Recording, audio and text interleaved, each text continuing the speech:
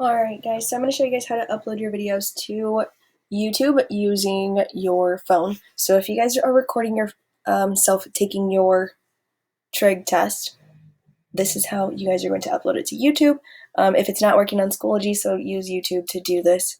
You're going to first download the YouTube app. Make sure you have the YouTube app on your phone and then open it up. So then you want to make sure that you guys are signed into your account. So if you guys look at the top right, I have my photo there, which means I'm signed into my account. So I'm just using my school account, so that way it's easier to keep track of. All right, so close your account. So what you want to do is up in the top right, there is going to be a little video recording thing. It's going to be the second little icon on the top right. So it's going to be this video recording.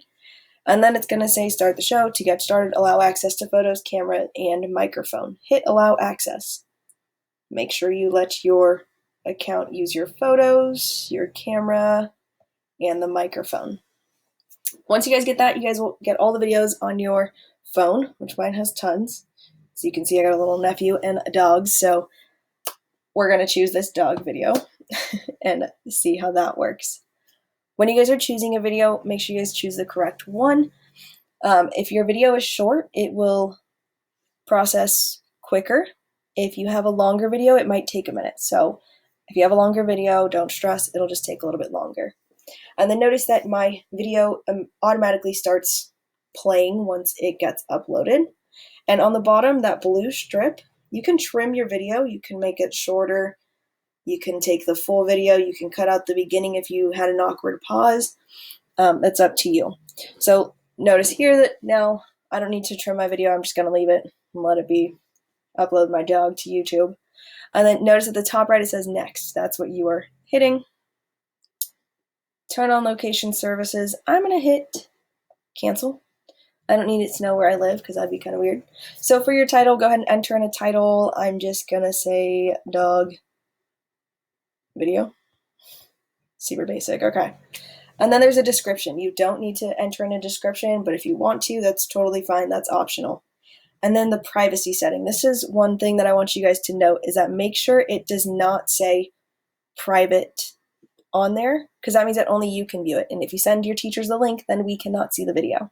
So I suggest using public if you guys don't mind anybody and everybody to be able to search for this video.